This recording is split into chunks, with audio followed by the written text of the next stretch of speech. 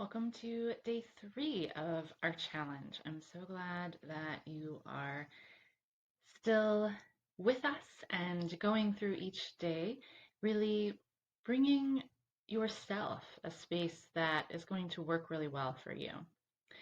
Today, I wanted to move a little bit from the look and location of your in-home space and move to the idea of the logistics, the use of the space. It's one thing to create a space, it's another to utilize it.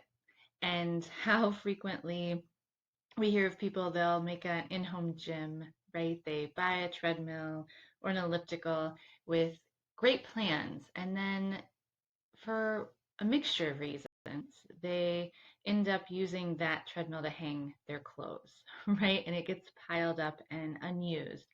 So, just as important is not just designing our space, but mapping out how we're going to use it so that it's easier for us to do exactly that. So, part of this is our family. They also share our home. If we have furry friends and family members, if there's work, if we work at home, or any other obligations, right? Taking care of the home, preparing dinner, reading books, talking with friends, and, right? All those things that we do at the same time that we might be wanting to do our yoga. And so, how can we make a plan? And make it a plan that is somewhat flexible, that you give yourself some grace with your plan, that not everything is always going to go exactly how we want it to be. So we want a plan to have some structure and to hopefully keep us on task, but we also want to allow ourselves a little bit of grace, especially as we get going. Additionally, the second thing listed here on this slide is set yourself up for success. So, starting this new routine, starting this new habit in this new space in your home, what are the things you can do to try to help make yourself successful in utilizing it? Is it that you want as much sort of preset as possible? The mat's already out, everything is in its place, all you have to do is show up? Is it setting your clothes out the night before so that when the alarm goes off to do that early morning yoga before everybody else wakes up, your clothes are already set out? And that's one less task to do to keep you from meeting yourself on the mat. What are other little things? Can you ask for help? Can you have a chat with your partner and say, hey, I really need 1 hour, one night a week where I can go to this space and do some yoga.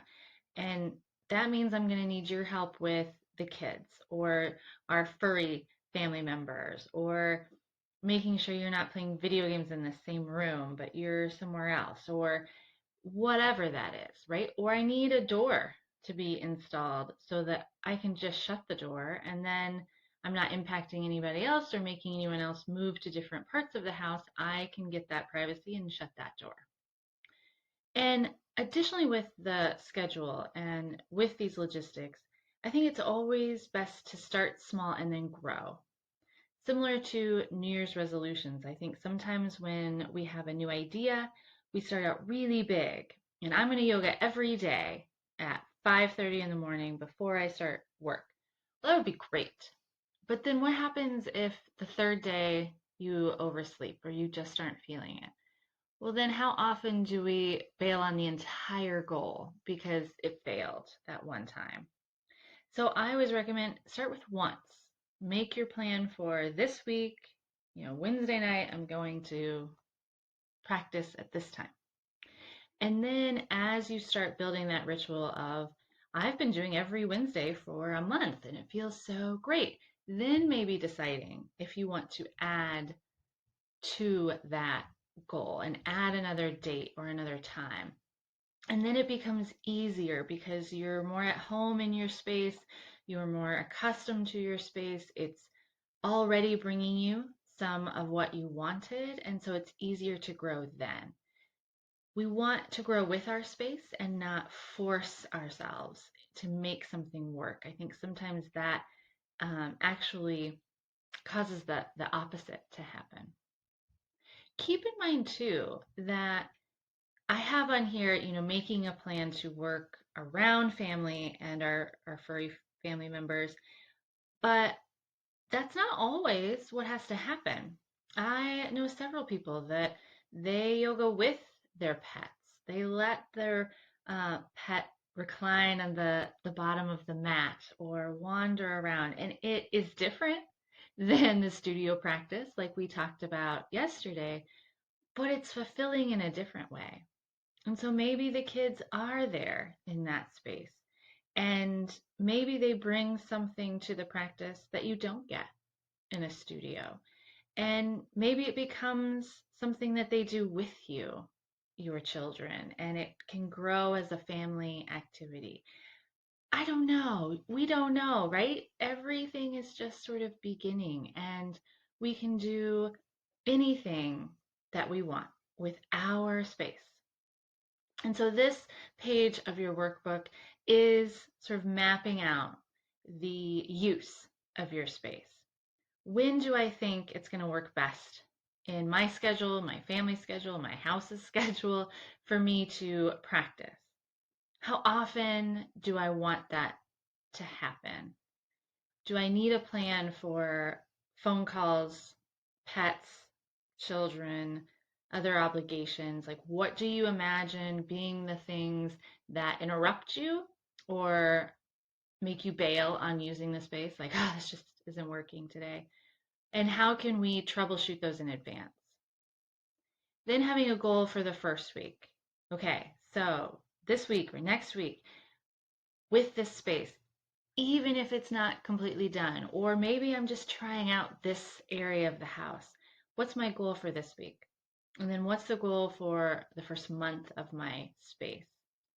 And then last one here, how can I make it easier for me to keep my plan? Is it a space right? My mat's all out, my music's ready to go, I have my diffuser handy.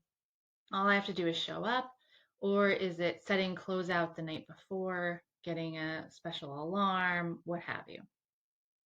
So in your manifestation meditation practice today, we're going to maybe shift that focus from what it looks like and the space itself to the use of the space.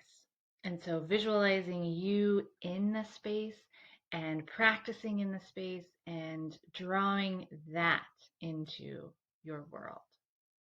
Again, keep me posted on how things are going. Tag me, hashtag yoga with TG at home or hashtag yoga with TG challenge. I would love to see how things are going. If your space is starting to take shape, I would love to see pictures of it or a little video tour, whatever you're comfortable doing. I love seeing people in their space and seeing what's really working for them. So enjoy day 3, moving from what the space looks like and where it's maybe at to how it's going to be used.